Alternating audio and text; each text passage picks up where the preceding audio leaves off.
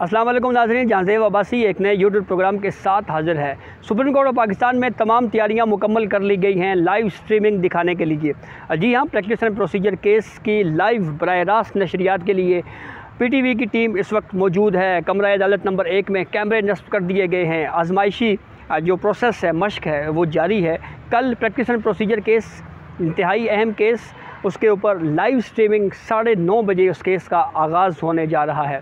कल सारा दिन सिर्फ एक ही बेंच है। चीफ जस्टिस काजी फ़ायद ईसा की सरबराही में फुल कोर्ट यानी तमाम 15 के 15 जजेस बैठकर ये तय करेंगे कि चीफ जस्टिस ऑफ पाकिस्तान के इख्तियारात को पार्लियामेंट रेगुलेट कर सकता है या नहीं कर सकता।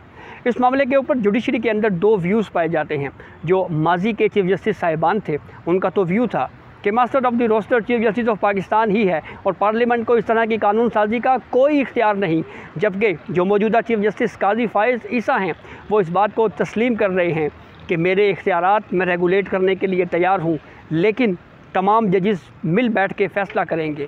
मुमकिन तौर के ऊपर कल ही इस केस का कोई शॉर्ट ऑर्डर जारी हो सकता है। कल सिर्फ एक बेंच है, सिर्फ यही फुल कोर्ट है और ये इम्कान भी ज़ाहिर किया जा रहा है कि हो सकता है कल सारा दिन ये केस चले और फिर उसका कोई शॉर्ट ऑर्डर जारी हो जाए। बहुत अहम प्रोसीडिंग है।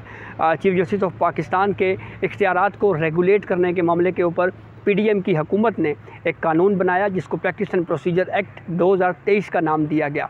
इस कानून के ख़िलाफ़ कुछ दरख्वास्त गुज़ारान ने सुप्रीम कोर्ट से रजू किया। उस वक्त के चीफ जस्टिस उमर अता बंदयाल की सरबराही में 8 जजेस बैठे।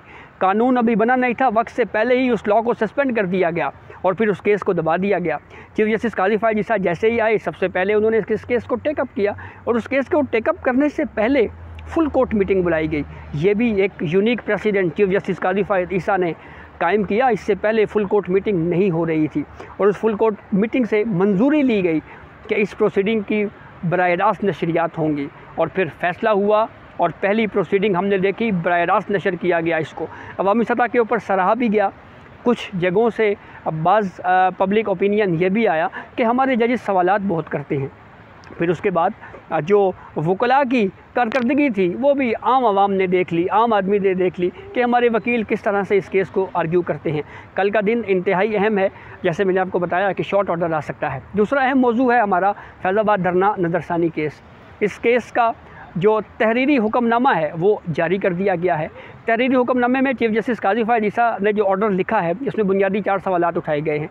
पहला सवाल, अचानक से तमाम दरख्वास्त गुज़ारान ने इकट्ठे होकर रिव्यू पटिशन्स जो हैं वो फ़ाइल की, ये क्या उनका आज़ादाना फ़ैसला था या किसी के कहने के ऊपर था? Question number 1।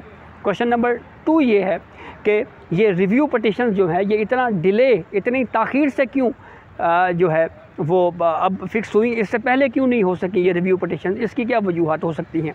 और फिर उसके बाद ये भी पूछा गया है कि जो ये आईनी इदारे हैं, कानूनी इदारे हैं, ये इन्होंने जो रिव्यू अब इन्होंने फ़ाइल किया रिव्यू, उसके पीछे क्या ये फ्रीली इनकी मूव थी या इसके पीछे कोई हुक्म था या कोई किसी के कहने के ऊपर उन्होंने किया? चीफ जस्टिस काजी फ़ायद ईसा ने फैज़ाबाद धरना रिव्यू केस में ओपन प्रोसीडिंग में भी ये पूछा था कि हमारे यहाँ पाकिस्तान में ये बात बहुत मशहूर है कि ऊपर से हुक्म आया है। अब पता नहीं क्या यहाँ भी ऊपर से कोई हुक्म आया या नहीं, इसको देखा जाएगा।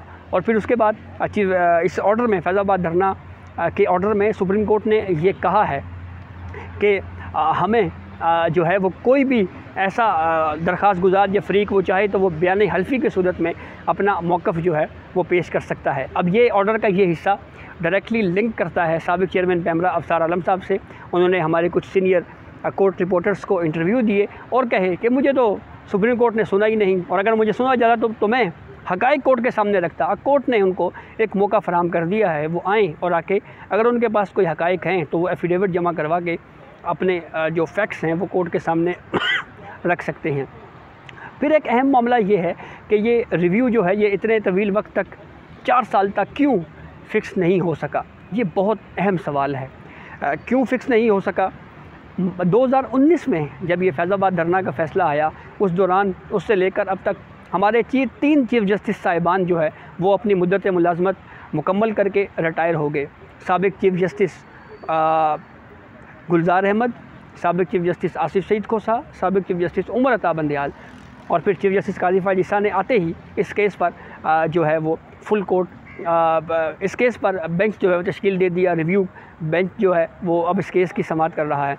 तो इससे एक चीज़ तो बिल्कुल वाज़ेह इस्टेब्लिश होती है कि सुप्रीम कोर्ट ऑफ पाकिस्तान ने ये तय कर लिया है कि सबसे पहले हम जुडिशरी के अंदर से भी एहतसाब होगा। सबसे पहले जुडिशरी का अपना एहतसाब होगा और फिर उसके बाद वो ये एहतसाब का दायरा कार बढ़ते हुए बाहर तक आएगा। बैरूनी क़ुव्वतों तक भी ये एहतसाब का अमल जा सकता है। जजेस के ख़िलाफ़ जो कंप्लेंट्स हैं उसका भी अमल हम देख रहे हैं बहुत तेज़ी के साथ जारी है।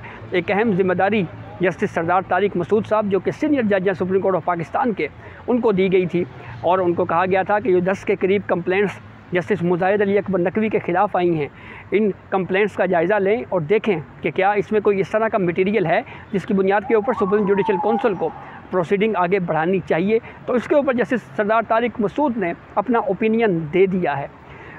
कहा यह जाता है कि बहुत जल्द सुप्रीम जुडिशल काउंसिल का इजलास भी बुलाया जा सकता है जस्टिस मुजाहिद अली अकबर नकवी साहब के ख़िलाफ़, जहाँ पे अदलिया के जो सिटिंग जजेस हैं उनके ख़िलाफ़ एहतसाब का अमल जारी है। वहीं पे जो रिटायर होने वाले जजेस हैं उनके ख़िलाफ़ भी एहतसाब का अमल आज के इस फैज़ाबाद धरना रिव्यू के जो ऑर्डर है उससे ये आया होता है कि वो जारी शुरू कर दिया गया है। और अब इसमें कम से कम उन रिटायर्ड चीफ जस्टिस साहिबान का एहतसाब हो ना हो, कम से कम कोई गाइडलाइंस तो दी जा सकती है। कोई इस तरह का मुस्तकबिल के लिए कोई इस तरह की गाइडलाइंस अगर जारी कर दी सुप्रीम कोर्ट ऑफ पाकिस्तान ने इस फैसले में कि ये पैरामीटर्स हैं, रिव्यू इतने वक्त में फ़िक्स होना चाहिए, ये 4-4 साल तक इसको पेंडिंग नहीं होना चाहिए। लेकिन ये कोई पहली मिसाल नहीं है कि एक रिव्यू को 4 साल तक दबा के रखा गया, उसको हेयरिंग के लिए फ़िक्स नहीं किया गया। इससे पहले हमने देखा बहुत अहम केसेस इसी तरह से पेंडिंग रहे और उनके ऊपर सुनवाई नहीं हो सकी। मिसाल के तौर पर general Musharraf treason case Lahore high court की एक कोर्ट ने स्पेशल कोर्ट को सफ़े हस्ती से ही उड़ा दिया एक ऑर्डर के ज़रिए। उसके ख़िलाफ़ अपील आई, अभी तक हेयरिंग के लिए वो अपील समाअत के लिए मुकर्रर नहीं हो सकी। जस्टिस मरहूम वकार सेठ chief justice Peshawar high court, उन्होंने जजेस अपॉइंटमेंट में सीनियरिटी प्रिंसिपल के हवाले से एक पटिशन फ़ाइल की। अपनी ज़िंदगी में वो इंसाफ की तलाश करते रहे, उनको इंसाफ नहीं मिला, वो इस दुनिया से कूच कर गए। आज तक उनका केस समाअत के लिए फ़िक्स नहीं हुआ। इसके अलावा और भी ऐसे बहुत से केसेस हैं जिसमें बहुत अहम नौइयत के कानूनी और आइनी सवालात मौजूद हैं, लेकिन वो केसेस समाअत के लिए मुकर्रर नहीं हो रहे। सुप्रीम कोर्ट बार एसोसिएशन के साबिक सदर की जानिब से भी एक पटिशन सुप्रीम कोर्ट में फ़ाइल की गई थी, जिसमें ये सुप्रीम कोर्ट से इस्तदा की गई थी कि आर्टिकल 184(3) के तहत जो बराह रास्त सियासतदानों की 62(1)(f) के तहत डिस्क्वालिफिकेशन होती है, इसका रास्ता हमेशा के लिए रोका जाए। वो पटिशन भी एक तवील वक्त से सुप्रीम कोर्ट में पेंडिंग है। अभी तक उसके ऊपर ना ही कोई बेंच तश्कील दिया गया, ना ही वो केस समाअत के लिए मुकर्रर हुआ। तो अब देखना ये है कि अदलिया के अंदर जहाँ पे ख़ुद एहतसाबी का अमल शुरू हो गया है, वहीं पे उसके साथ साथ जो आम आदमी को फराहमी इंसाफ की फराहमी है और जो अहम केसेस हैं उनकी फ़िक्सेशन के लिए क्या इक़दाम किए जाते हैं। लेकिन इसमें भी कोई शुबा नहीं है कि चीफ जस्टिस काजी फायज़ साहब के पास बतौर चीफ जस्टिस ऑफ पाकिस्तान वक्त कम है और उनके ऊपर ज़िम्मेदारियाँ काफ़ी ज़्यादा हैं। तो ये अब तक की अपडेट थी जिसे हमने आपको आगाह किया। बहुत शुक्रिया।